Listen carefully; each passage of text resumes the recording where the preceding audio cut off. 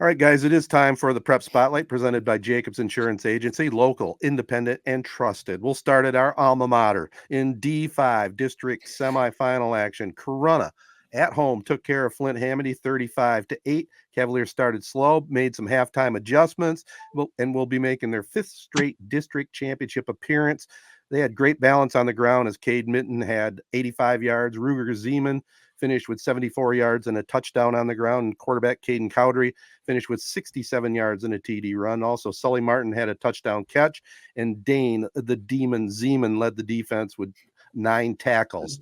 The 8-2 Cavaliers take on number 2 Pontiac Notre Dame in a rematch of last year's matchup at the Nick. The Cavaliers won that one 38-17.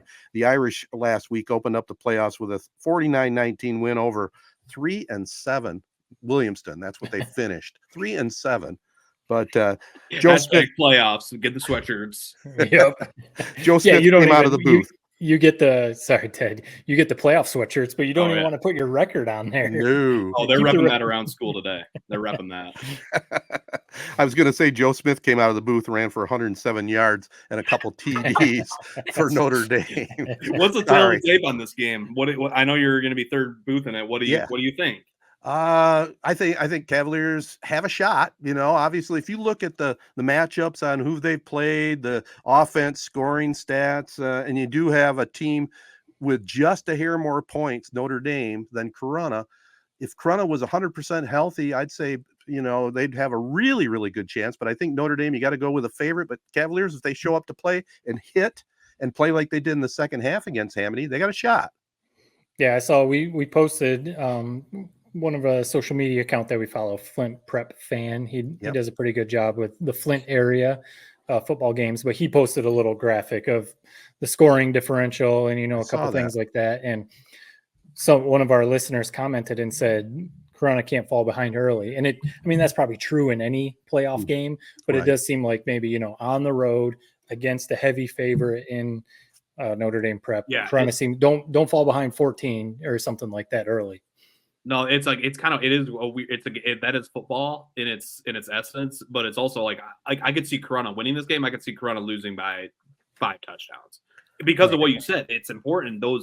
You got to start strong. You got to get that belief going. I mean, whenever you're an underdog, and with high school kids, like your momentum swings on a dime. You got to start well. You got to play confident. So I think that first quarter is going to tell all. I think Corunna's up to the challenge. They have championship pedigree. I mean, a lot of the returning players that played this team already have belief that they can beat them. I mean, I know they've lost some key pieces, but you would think in general, I mean, the majority of that lineup is the same. Yeah, and like most successful teams, you got to be tough in the trenches, and Corunna's got some good, skilled, talented players on both sides of the line. So I think that's where it's going to be won or loss right there. In other district semifinal action, D6, Ovid Elsie, they pulled probably the upset of the state in the first round last week. They downed Almont, number 1, 44-21. The Marauders trailed 14-7, then rattled off 37 straight. And like I said last week, for OE to pull the upset, Trice Tokar needed a big game. How about a monster game, man? The senior quarterback rushed for 210 yards, 3 touchdowns. Wow. In the air, he went 15 for 17, just under 200 yards and a touchdown. That's a mind-boggling stat. That's a Herculean effort. That's what they're going to need from him, to be honest, if they want to have a similar run to what they did last year and win this game. I mean, that's big time. I mean, what a fun district that really was. LCC, Chesaning, OE, Almont, 4 really good squads. Kind of a shame they had to match up in the first couple weeks here. Absolutely. And you talk about Lansing Catholic, they downed Chesaning in quite a game, 36-29 over at Orissie Morningstar. The Indians' perfect season came to an end to the Cougars. Braden Florian, he did his best to keep CHS in it. He finished with 163 yards rushing, 3 touchdowns to go along with 5 catches and 12 tackles. So, you know, hats off to the Indians, went 9-0 for Matt Walter, but just came up short a little bit against Lansing Catholic. Tough matchup. I said that last week. Tough matchup, man. They're almost like a college offense. Did I see it right? Here's what also bothering me, man. It's tough to find like a write-up of this game. I was trying to do some of my proper research, but did I read it right that there was 3 pick sixes? LCC had 3 pick sixes. Is that right? Ooh, I didn't see that in the Okay, so I report don't know if that read. was fake news could or be. what, but I read 3 pick sixes. If that's the case, at Wow. least for sure, I saw confirmed. Somebody was posting like score by score updates. Right. I saw 2 LCC pick sixes. Did you see that, Matt? Yeah, because our best fan of the podcast, Craig, he was Yeah. there posting some updates. I don't know about 3. I know for sure 1 or 2. Yeah. But yeah, Even so one that's a is big too swing. much, man. It's a killer. And if you're OE, you're looking at that score. I think you're looking at LCC and thinking we can win this game. Like there's no reason we should be afraid. I think Chesaning had their worst game of the year. Yeah. And it's a tough overall matchup, but a week of film, OE gets to see how they matched up against Chesaning.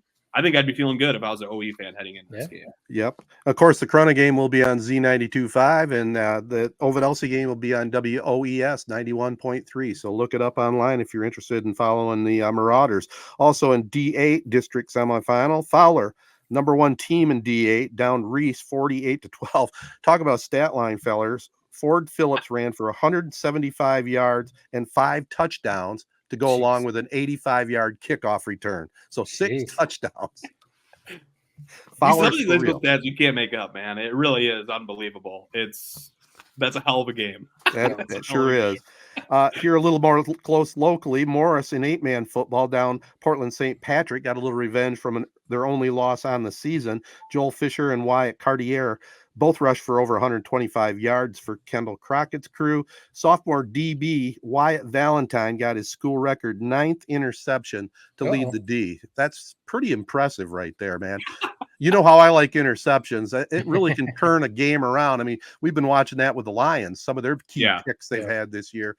And good job by Morris picking up the W. And do you have anything down in your area, Jared? I got one. Well, I just got one game that I'm really looking forward to seeing, and that's Belding 9-1 versus Frankenmuth 10-0. That just seems like such a fun clash of 2 different areas. Mid Michigan is what I would consider Frankenmuth, and then the West Side with Belding, 2 kind of historic programs. Belding maybe a little more so than Frankenmuth, but Frankenmuth with Phil Martin as their head coach. I mean, they've made 2 appearances to Ford Field, winning that conference year in year out. I think that's going to be a really fun game. That's the game around 2, in my opinion, in the state. Yeah. Well, did the one or no? It was going to be the Detroit Catholic in Belleville. That was going to be next round. Yep. Right? Next round. Yeah, that'll be one to definitely watch. And I'll end this with, it's sort of sports related. I want to send a big shout out to Corunna and Owasso, 17-year-old first cousins. The Trojan senior Emily Eastlick and Cavalier Lexi Golab were recently named homecoming queens at their respective schools. How rare is that? You know, first cousins grew up together. One went to Owasso, one goes to Corunna, and they're both homecoming queens. I mean, that just says, what kind of young ladies these are. Yeah. Good I never know where you're going with these stories, man. I always I laugh every time you start one because I'm like, this is going to be good. And it was good. That is a fun little fact. Thank you. I always try to mix it in. But again, that was the Prep Spotlight presented by Jacobs Insurance Agency. And we'll get into some college and pro football, maybe a little bit more right after this.